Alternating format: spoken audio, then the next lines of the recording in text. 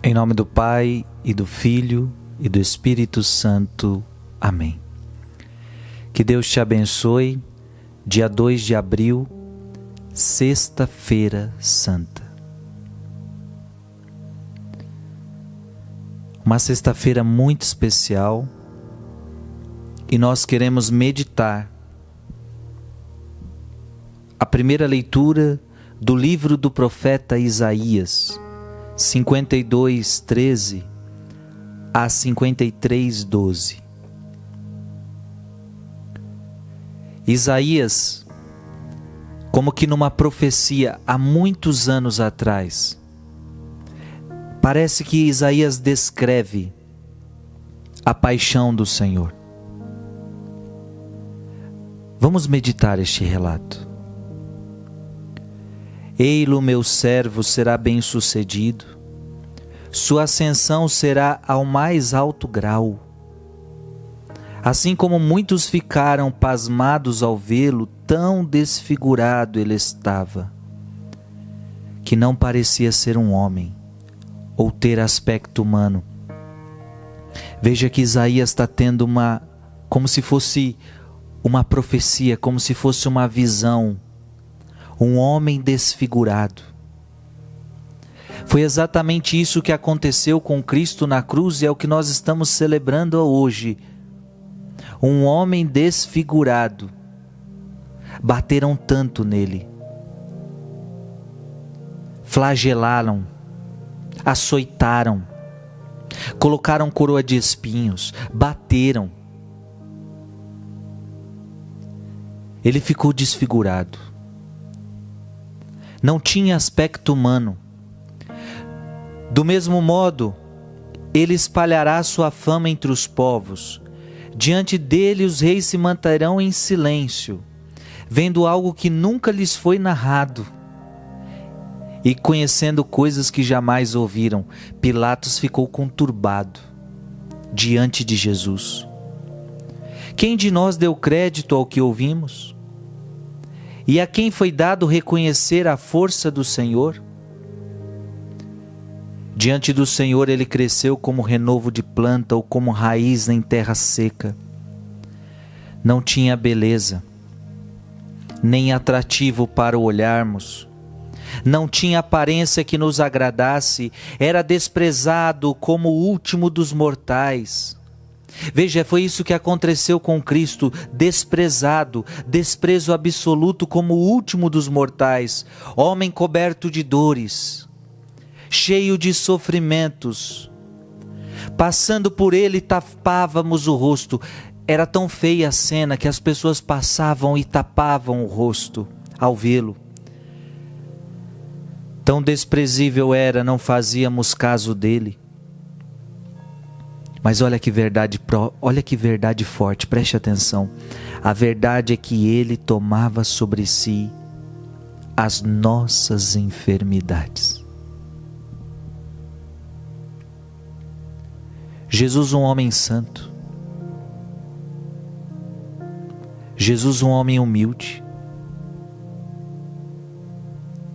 Na verdade, ele tomava sobre si as nossas enfermidades e sofria ele mesmo nas nossas dores. E nós pensávamos que fosse um chagado, golpeado por Deus e humilhado.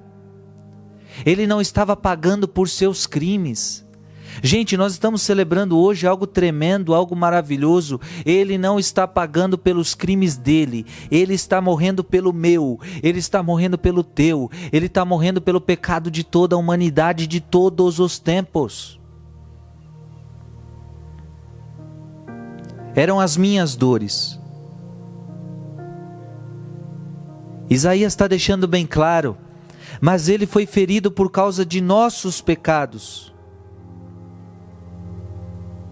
Eu queria que você entendesse isso, é meu pecado, Frei Gilson, por causa dos teus pecados, Jesus morreu numa cruz.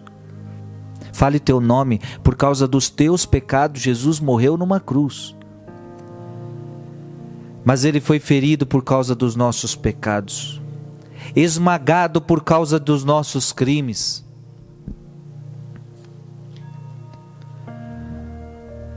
A punição a ele imposta era o preço da nossa paz. Para que a gente tivesse paz, ele precisava passar por essa punição. As suas feridas eram o preço da nossa cura. Gente, que lindo!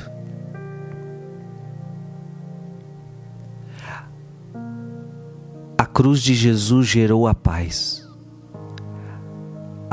entre nós e Deus, porque diz a palavra que nós estávamos vivendo a inimizade com Deus, porque quando Adão e Eva pecaram, causaram a inimizade com Deus. Agora, pelo preço do sangue, por essa punição imposta, ele estabelece a paz entre Deus e os homens. E as suas feridas geraram em nós uma cura, a cura do pecado original, a cura daquele pecado que tanto nos assolou, que tanto nos destruiu. Todos nós vagávamos como ovelhas desgarradas, cada qual seguindo o seu caminho, e o Senhor fez recair sobre ele o pecado de todos nós. Olha que forte, o pecado de todos nós recaiu sobre ele. Gente, imagina o fardo que Jesus carregou. Era o pecado do mundo inteiro, de todos os tempos, de todas as épocas, de toda a humanidade. Foi maltratado e submeteu-se, não abriu a boca. Ele não abria a boca, como um cordeiro levado ao matadouro, como ovelha diante dos que a tosquiam, ele não abriu a boca. Foi atormentado pela angústia e foi condenado. Quem se preocuparia com a sua história de origem? Ele foi eliminado do mundo dos vivos e por causa do pecado do meu povo foi golpeado até morrer. Deram-lhe sepultura entre os ímpios, um túmulo entre os ricos, porque ele não praticou o mal, nem se encontrou falsidade em suas palavras. O Senhor quis macerá-lo com os sofrimentos, oferecendo sua vida em expiação. Ele terá descendência duradoura e fará cumprir com êxito a vontade do Senhor.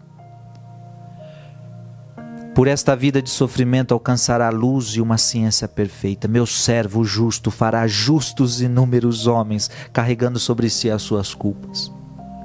Por isso compartilharei com ele multidões, e ele repartirá as suas riquezas com os valentes seguidores, pois entregou o corpo à morte, sendo contado como um malfeitor. Ele, na verdade, resgatava o pecado de todos e intercedia em favor dos pecadores.